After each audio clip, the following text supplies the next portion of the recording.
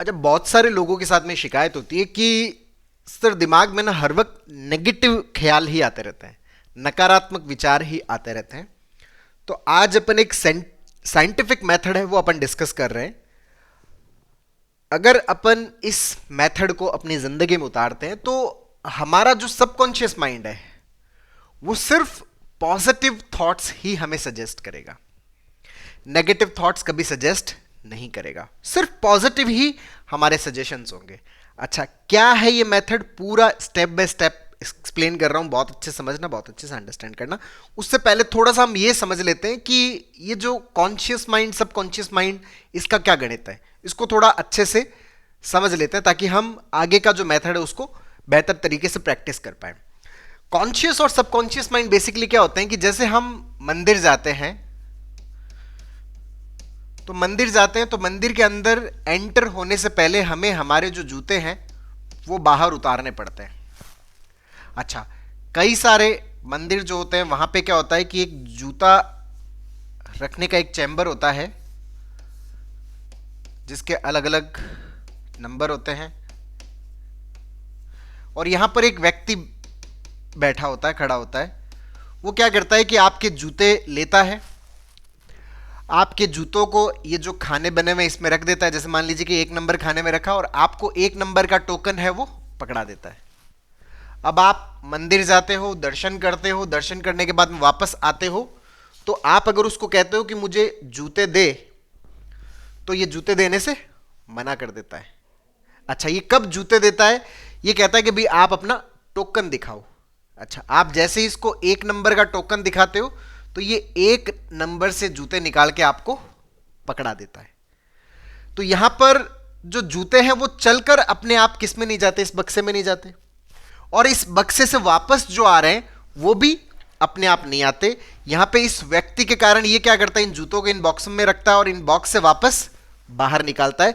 जब इसको कोई भी स्टिमुलेशन मिलता है, इसको टोकन मिलता है, तो उस टोकन के रेफरेंस में ये क्या करता है, जूते बाहर निकालता है। यही सारी कहानी हमारे दिमाग के अंदर भी होती है। ये जो बैठा हुआ जो व्यक्ति है, ये जो खड़ा हुआ व्यक्ति है, जो काम कर रहा है, ये तो है हमारा कॉन्शियस माइंड, ये तो है हमारा चेतन मन, और ये जो बॉक्स बना हुआ है जूतों का, ये है हमारा सबकॉन्शियस माइंड।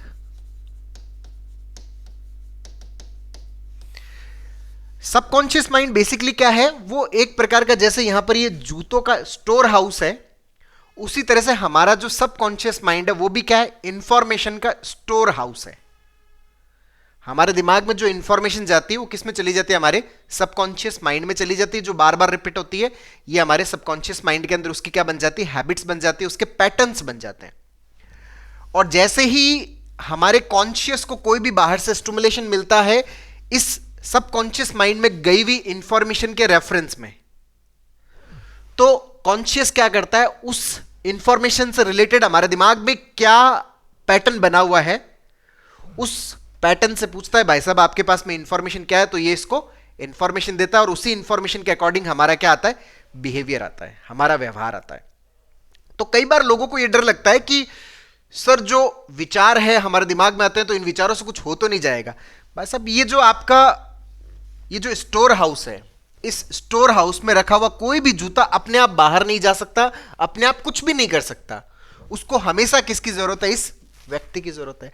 आपके सबकॉन्शियस के अंदर भी कोई भी इंफॉर्मेशन है, कोई भी थॉट है, आइदर पॉजिटिव आइदर नेगेटिव, वो थॉट क्या है, अपने स्तर पर कुछ भी नहीं है, वो सिर्फ एक स्टोर्ड इंफॉर्मेशन है, उससे कुछ भी नहीं होने वाला। सर कई बार दिमाग में विचार आता है, कहीं पागल तो नहीं हो जाएंगे, कहीं कुछ और तो नहीं हो जाएगा। चाहे वो कितना ही हमारे दिमाग में सजेशन आए, कितना ही हमारे दिमाग में चले, लेकिन इस कॉन्शियस के बगैर कुछ नहीं हो सकता। तो कई बार इससे परेशान हो जाए, सर हम सुनते हैं कि सबकॉन्शियस माइंड में अगर कोई बात चली गई तो वो सच हो जाएगी, सबकॉन्शियस माइंड सब कुछ कर देता है।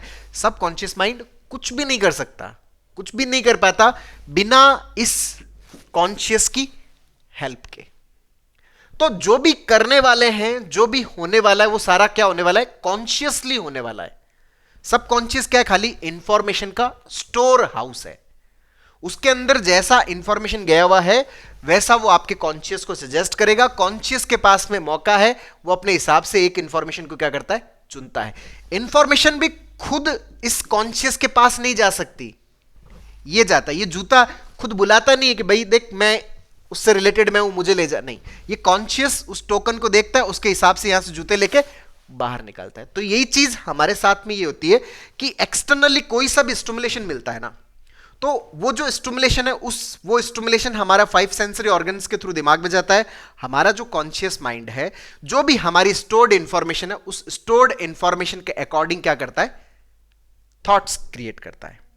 स्टोर्ड इंफॉर्मेशन के अकॉर्डिंग जो भी हमारे एक्शंस होते हैं वो एक्शंस लेता है। अब यहां पर एक जो गणित हमें समझ लेना चाहिए बहुत अच्छे से, वो गणित ये है कि अगर आपके इस सबकॉन्शियस के अंदर, इस सबकॉन्शियस के अंदर जैसे जूते रखे होंगे वैसा ही तो ये जूते पकड़ाएगा। ऐसा तो है नहीं कि 9 बक्सों में कोई जूता रखा हुआ है, उसके अलावा कोई 10वें नंबर का ये जूता पकड़ा देगा। 10वें नंबर का तो नहीं पकड़ाएगा, कौन सा पकड़ाएगा, इन 9 में से ही कोई पकड़ाएगा। ऑप्शंस लिमिटेड है। हमारे दिमाग का जो सबकॉन्शियस माइंड है उसमें भी ऑप्शन लिमिटेड है। अगर हमारे सबकॉन्शियस के अंदर पॉजिटिव इंफॉर्मेशन गया हुआ है, तो जब भी सराउंडिंग का स्टिमुलेशन मिलेगा तो आपका जो कॉन्शियस है वो सबकॉन्शियस से जब पूछेगा तो कौन सा सजेशन मिलेगा, पॉजिटिव सजेशन। इनमें से एक चुनने का मौका मिलेगा, तो उसमें से चुनेगा तो वो कौन सा चुनेगा, कोई सा भी पॉजिटिव चुनेगा। लेकिन अगर आपका सबकॉन्शियस अगर नेगेटिव से भरा हुआ है तो आपको कोई सा भी स्टिमुलेशन मिलेगा तो ये जो कॉन्शियस है ये सबकॉन्शियस से कुछ भी चुनेगा तो वो कौन सा होगा, नेगेटिव ही होगा। तो सारा मसला किस पे आता है कि आपने अपने सबकॉन्शियस में क्या भर रखा है। अगर सबकॉन्शियस में नेगेटिव भर रखा है तो बाहर से जो भी स्टिमुलेशन मिलेगा, अब इस नेगेटिव को ही चुनने का आपके पास में ऑप्शन है। तो आपका कॉन्शियस इस नेगेटिव में से कोई सा भी एक नेगेटिव उठा लेगा। लेकिन अगर आपके सबकॉन्शियस में पॉजिटिव भर रखा है तो जैसे ही आपके कॉन्शियस को स्टिमुलेशन मिलेगा, एक्सटर्नल एनवायरनमेंट का स्टिमुलेशन मिलेगा, तो वो पॉजिटिव में से कुछ चुन लेगा।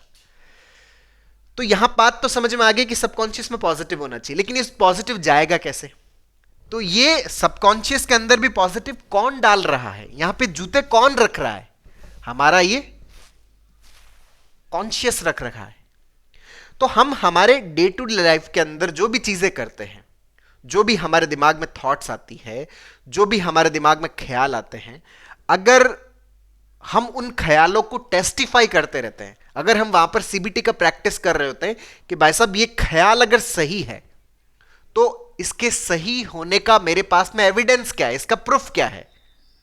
तो अगर हम हर थॉट को चैलेंज कर रहे होते हैं तो हमें उस थॉट की रियलिटी जो है वो रियलिटी पता चल रही होती है।